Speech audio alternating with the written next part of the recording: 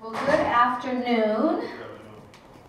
Good afternoon. Try to get good afternoon. Good afternoon. Okay. Well, welcome to Code Switching, a workshop that is a part of our Black History Month activities here at MiraCosta College. We have a series of activities that are happening this month, and you can go to miracosta.edu/blackhistory to view any one of those events. We also have our signature fundraiser for our Moja program, Soul Fusion, that is coming up in a couple of weeks. So we encourage you to buy tickets.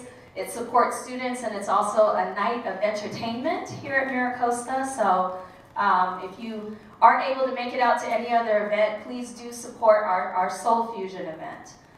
So I'm excited to be here this afternoon. My name's Wendy Stewart. I'm the Dean of Counseling and Student Development. And I'm here with my amazing faculty colleagues.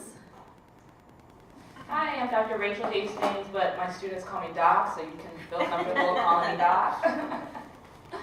And I'm Don Love, and I'm the Emoja counselor, and also working general counselor here. And so we put together some parts of it are formal, a lot of it is informal discussion around code switching.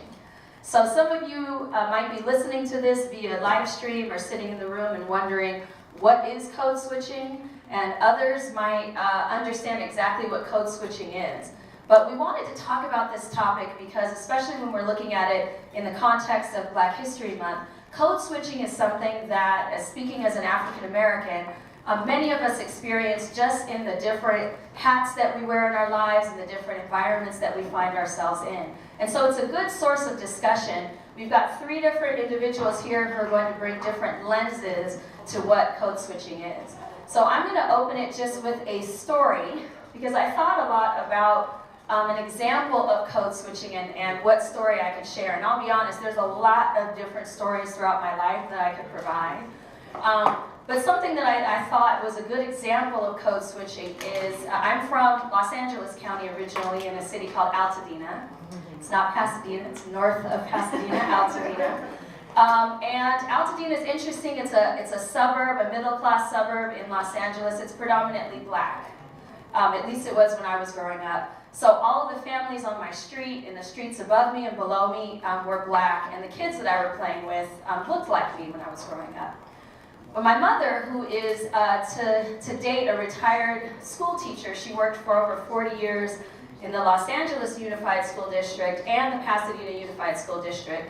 Interestingly enough, as a public school teacher, she was really big on having my sister and I be in private school because she felt like in order to get the leg up and that pathway necessary in order to get to college, we needed to be in private schools. And the schools that she identified were schools that were less than 1% black. So my sister and I were often the only black students that were in our class. And so from a young age, it became really clear to me that there was something different happening if I didn't know the language of code switching. I knew that there was a way that you talked when you were on the block and you were playing, and there was a way that you talked when you were at school. And there was people even around me at school who had an expectation for the way that I talked, so I think I even overcorrected somewhat and made sure that I talked just the same way as everybody else who was around me at school because I didn't want to be treated differently.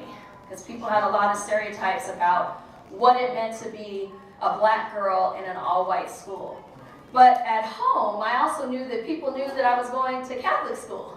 And so there was a certain reputation that came from that. So I had to make sure that my language when I was on the block, when I was talking to my friends, when I was talking to my neighbors, reflected the language that was like the street language, right? I had to talk so that people knew that I was down. So that people understood that just because I was going to private school didn't mean that I didn't know how to hang out, I didn't know how to represent, also so that people wouldn't mess with me.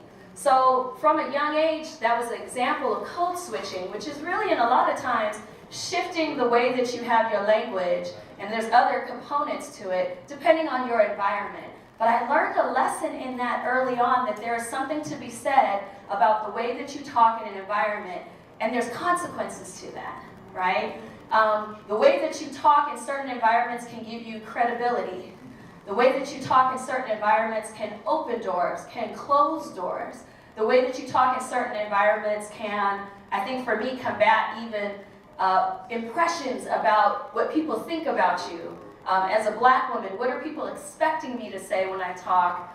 And what then do I say depending on the circumstance? And that shifts quite a bit depending on who I'm around. Am I on the weekend talking to my girlfriends, talking to my family, talking to people that I grew up with, or am I at work in a formal environment at a Black History Month event presenting? And so code switching, what we're going to talk about today, really speaks to shifts that can happen along a continuum of different areas depending on what environment you're in. I like that. The shifts that can happen depending on the environment you're in. How many people, is anybody bilingual? Do you slip in and out of English or whatever your native language is? Easily, right? And that's kind of what we're talking about, is how easy it is for us to slip into these different types of language. But we're also talking about not just the speech that we use, but we're also talking about maybe the way we look and so forth. And so as Wendy was telling us, I'm going to tell a short one and play a short video clip. One of the things that I learned, and a lot of times you learn the hard way, right? I didn't know that there was a dress code because nobody had talked to me about a dress code in a professional environment. So I thought I looked nice every day. And then when we were meeting with clients, and I was told to make sure you have a tie. Well, back in the day, it's like 80s, folks. In the 80s, you know, a lot of bright suits were being worn, right? And so I'd show up for these meetings, and I'd have on these really bright suits. And I didn't think anything about it until probably maybe a year into this, when somebody said, you ever think about wearing a more conservative suit? And I didn't know what they were talking about. What's a conservative suit, right? And now looking back on that, I even today, I feel a little bit embarrassed because, wow, I was wearing some really loud suits in very professional settings because I didn't understand the code in the environment that I was working in. But I also want to give you a quick example of how easy it is for folks to slip in and out of very casual language versus this professional language being used. And then I'm going to use an example from our former president, Obama. As a nation, we are moving forward again. But we have much more to do to get folks back to work and make the middle class secure again. Now, I'm paying for those two. Where are they getting? Do you guys know where they're getting? Where do y'all work? Tonight, when we are. Where's Mom? Where's Mom? What via? Where are they getting? It's just being 4 times. It's going to be like 4 times. That's for me, but that's, wait, don't go. Okay. Because I still got to get there. Let's count through 1, 2, 3, 1, 2, 3, 1, 5. How are you today? I'm great. Yeah. No, that's like, I'm going to pull out a credit card. Don't worry, brother. You got it. No. What's great?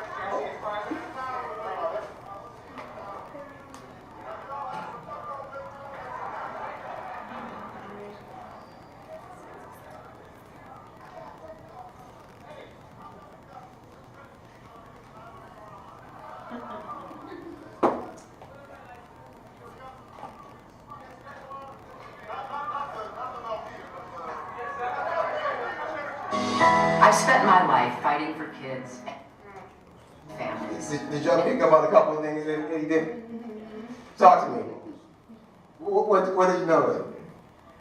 His language, like he said, nah, I'm straight. Nah, I'm straight. Real casual, right? Dropping the G's. He didn't say getting, he said getting. And that, you know, that's part of what a lot of us do every day without even thinking about it.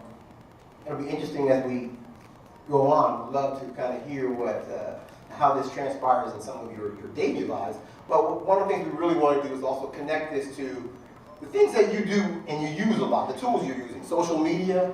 How might this affect your career aspirations or affect you in the career that you might have in the coming years? So I'm going to turn it over to Dr. Hastings here, and we'll give you a little bit of a tutorial and then get into some dialogue with you.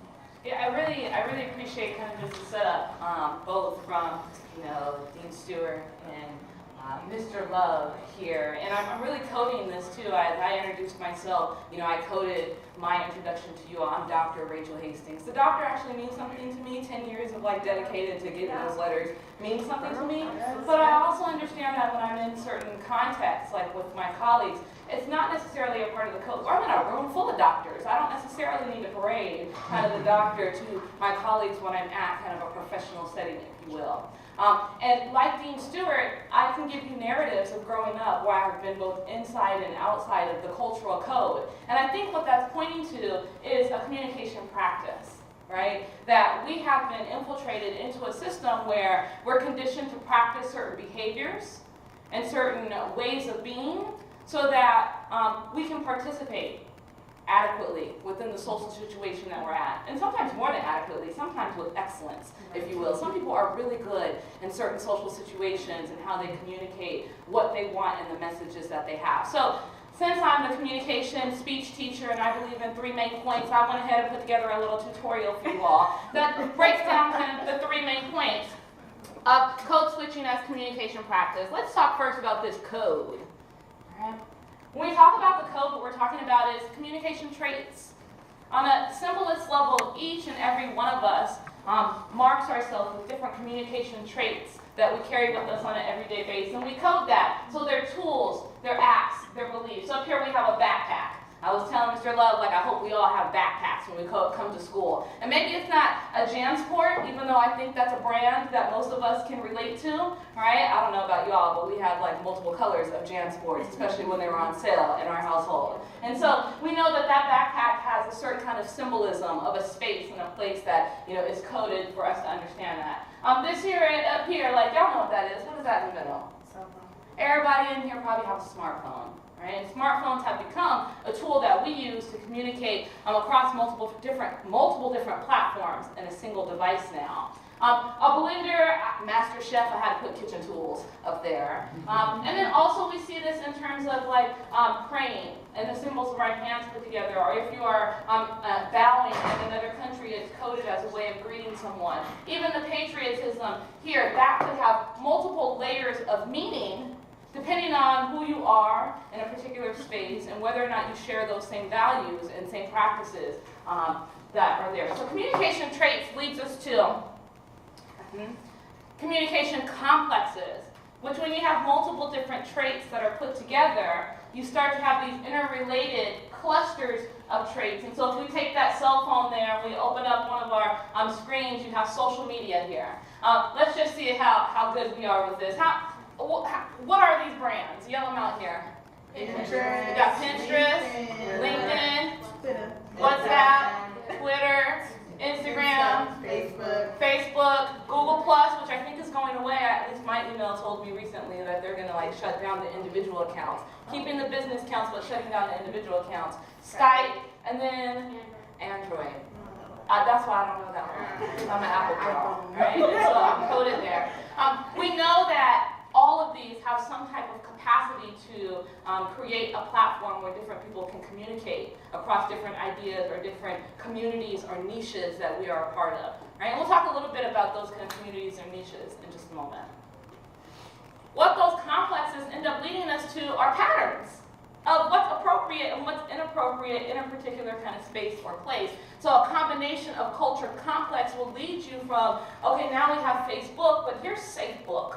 Here's communicating on Facebook in safe ways so that you can make sure that your behavior is appropriate for this particular space. Because as we co-create cultures together, we also police one another to make sure that we are following the rules and the codes of those areas. And if you're in those spaces where you're the 1% of the black students who are in an all-white space, you very quickly learn what's appropriate and what's not appropriate. Or if there's a question about blackness, that all the heads turn towards you, so you become the platform for that particular voice or message that's there.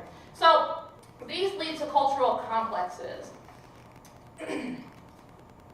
All of this is also applicable to specific cultural bodies and spaces those bodies occupy.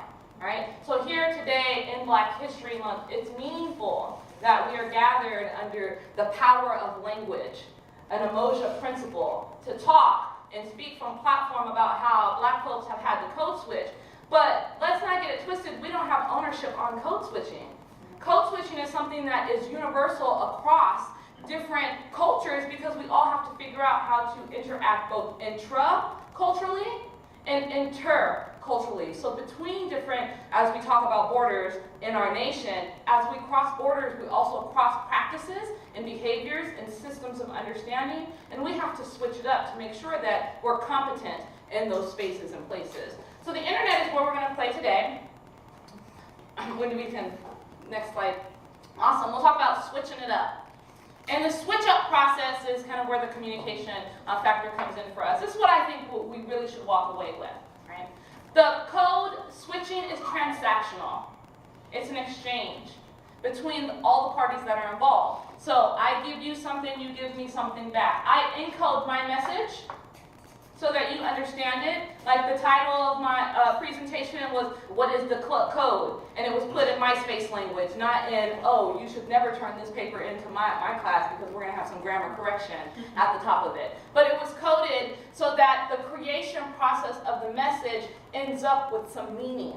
You understood that this was slang that was being used to help articulate, oh, okay, how am I going to hook my audience so that they understand that there's something meaningful to this conversation about code switching as a communication practice. That decoding process is just as important because if I stood up here and I dropped $15,000 words and said the epistemological, point of this particular axiological paradigm over here shifts us, people are going to be like, what are you talking about? Because they don't necessarily understand the meaning or they can't necessarily interpret the meaning. So there's a transactional process between you and your audience member. I'm coding this message with a specific meaning, you know what I'm saying? And you're kicking it back to me like, yeah, I got you, right? And that kind of exchange there can make people feel very comfortable or uncomfortable in a particular space, right? I know y'all have seen those comedians floating around on YouTube where they laugh about going to the nail shop. I'm gonna use the nail shop because there's more female bodies in this space than there are male bodies. But you go to the nail shop and you see the comedians who are talking about, the manicurist who's speaking in another language, and it's like, I hope she's not talking bad about me, right? So what if she is? She has encoded herself in a safe space to where I don't want you to be part of this conversation. And if you can't decode that message, then maybe it wasn't a part of the conversation for you to have, right? And I think that happens in multiple different places and spaces. I have this all the time with my children, 6, 4, and 1, where, my daughter is like, well, no, this is what you were meaning, and I have to lean down and say, actually, I'm not really talking about that, so leave the eavesdropping, to yourself over here, right? So encoding and decoding is a transactional, interdependent process that we all participate in, and we coach each other to say, oh, this is what I mean by that, and this is what I don't mean by that. And that's why sometimes it's hard to have cross-cultural or intercultural relationships with people. I know growing up, I still have, some of my best friends are white, right? Like, you have that kind of conversation out there. No, seriously, it's hard to have friendships with people when you reach situations where I don't understand the meaning of this situation. I went out with, we were in grad school, so we did a lot of clubbing back in that day.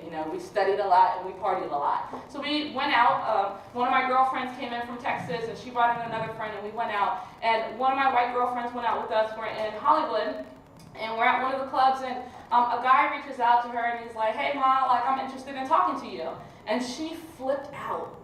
Like it was definitely one of those, and in this particular day and age that catcalling is something that is meaningful to issues of sexual assault and may have triggered something, but in that moment, the reaction was so, wow, you have not been in this space before with this many black bodies around you in your particular body, and this is the way that you responded, which for you was appropriate. But for the other 4 women who were with her, it was like, oh, relax. He just wants to let you know that you're fine and you fly out here. You're good. All right? You're good. Say thanks, I'm not interested. And that really was part of that conversation. But that also became one of those moments where in that friendship making process we had to decide, is this something that we're going to continue to work at so that we can continue to encode and decode properly so you understand my worldview and I understand your worldview, where we mutually respect one another across those different social situations that I hope we continue to invite one another into, right? So that's where the encoding and the decoding kind of comes in. So let's talk a little bit about our favorite kind of like, spaces here. Instagram and email. And I just want to do some comparing and contrasting and ask you all your opinion on what are some like appropriate things to do on Instagram that you should never, ever do when you are emailing like maybe one of your professors. I teach online public speaking communications, so never send me this type of email if you are one of my students. What are some things that are appropriate for Instagram that may not be appropriate for email? Ideas? Using hashtags. Hashtag, okay, hashtag, why? Well, on Instagram, it's used to like track different, like one post. Absolutely. And then in an email, I don't think it literally doesn't serve a purpose in an email. Sure, absolutely. I laughed because my students and I hashtag all the time. And if I had built-in emojis, I would probably emoji them all the time too. But that's also a social language, that we get used to. But you're right. That very initial email before you know who the professor is, you're probably not gonna drop in and say, "Yo, Professor #Hastings." Like.